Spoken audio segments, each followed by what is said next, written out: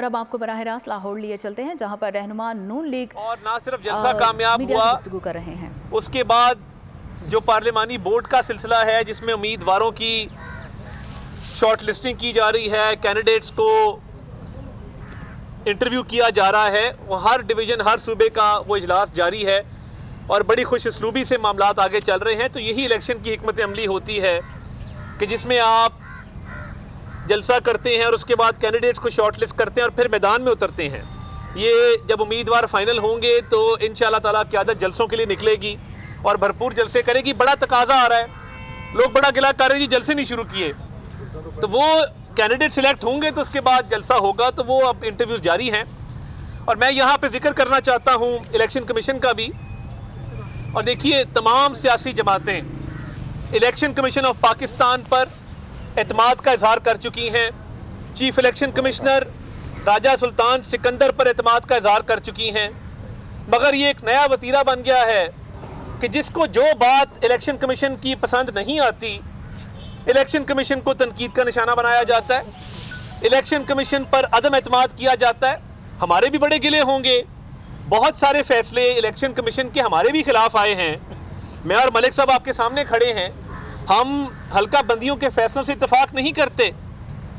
हम समझते थे कि हल्का बंदियों में कुछ हमारी गुजारिशात थी जो सुन ली जाती तो बेहतर होता, मगर इसका ये मतलब नहीं है कि हम इलेक्शन कमीशन पर एतराज़ उठा दें, इलेक्शन कमीशन पर अदम एतमाद का इजहार करें, चीफ इलेक्शन कमिश्नर पर अदम एतमाद का इजहार करें। देखिए, इलेक्शन कमीशन ने अपनी जिम्मेदारी निभाते हुए तमाम सियासी जमातों को मदऊ किया, कोड ऑफ कंडक्ट के हवाले से बात की, इलेक्शन डे मैनेजमेंट के हवाले से बात की और बाकायदा रिटर्न हमारे से उन्होंने मांगा कि आप अपनी तजावीज़ रिटर्न फॉर्म में हमें दें ताकि इलेक्शन कमीशन पॉलिटिकल पार्टीज़ की तजावीज़ पर अमल करते हुए साफ शफाफ इलेक्शन को इंश्योर करे। बट ये इंतहाई गलत बात है कि इलेक्शन कमीशन की क्रेडिबिलिटी पे सवाल उठाना। चीफ इलेक्शन कमिश्नर की अपॉइंटमेंट कंसेंसस से हुई, इमरान नियाजी साहब की जमात ने उनका नाम प्रपोज किया, हमने एक्सेप्ट किया।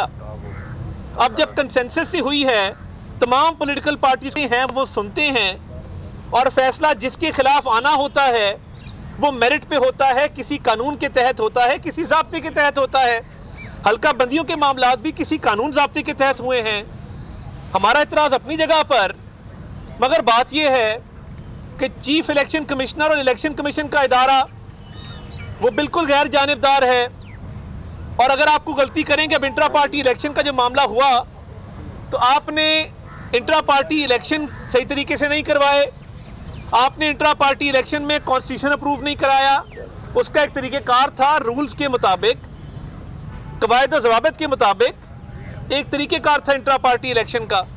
अब आप अपना काम करते नहीं हैं और सारे गिले शिकवे जो हैं वो इलेक्शन कमीशन से हैं। तो हम ये समझते हैं कि एक तो इंतखाबात का इनकाद बर वक्त होना चाहिए और हम मुकम्मल एतमाद का इजहार करते हैं इलेक्शन कमीशन के इदारे पर भी, चीफ इलेक्शन कमिश्नर पर। तमाम सियासी जमातें ये एतमाद का इजहार कर चुकी हैं और एक इज़्ज़त एहतराम से इस मामले को आगे लेके चलना चाहते हैं। और मैं ये तमाम सेगमेंट ऑफ सोसाइटी से गुजारिश करूँगा कि जब इलेक्शन कमीशन के दरवाजे खुले हैं तो आप अपनी तजावीज़ दें कि फ्री एंड फेयर इलेक्शन कैसे कराया जा सकता है और उसके इनकाद के लिए क्या लवाजमात हैं जो पूरे होने चाहिए।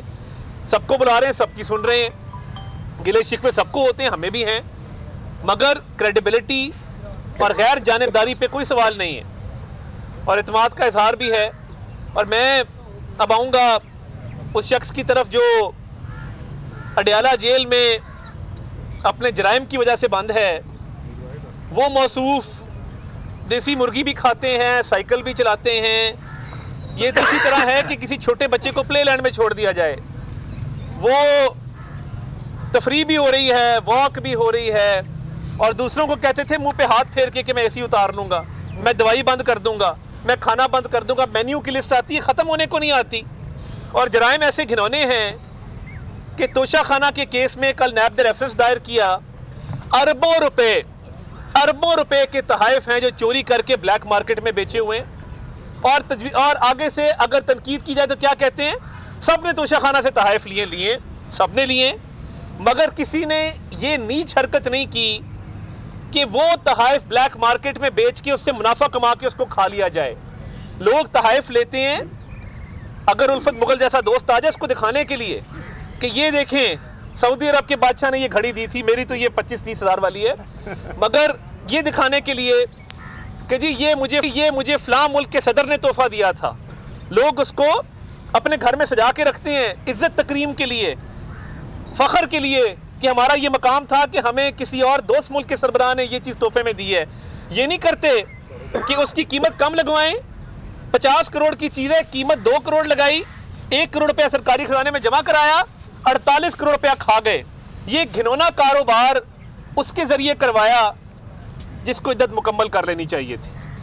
मुद्दत मुकम्मल नहीं होनी थी, हमें पता था, मगर इद्दत तो मुकम्मल हो जाती होती है। तो मुद्दत मुकम्मल ना करते मगर इद्दत तो मुकम्मल कर लेते। अब वो भी केस चल रहा है। अब आपको किसने कहा था इतनी जल्दबाजी करें? ओवन चौधरी गवाह है आपके दोनों निकाहों का। उसे जब पूछा जाता है वो बरमला इजहार करता है कि ये क्या मामला थे, कैसे हुए।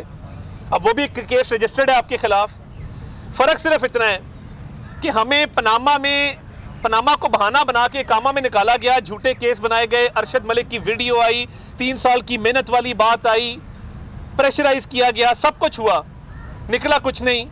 इधर तो हैरत अंगेज इंकशाफात भी हैं, सबूत भी हैं, शवाहिद भी हैं। तो अब ये लेवल प्लेइंग फील्ड का जो रोना रोते हैं, मैं कहना चाहता हूं कोई शख्स आज मर्डर करता है, रेप करता है, डकैती करता है, अगवा करता है, क्या उसको इस बिना पे छोड़ दिया जाए कि इसने इलेक्शन लड़ना है?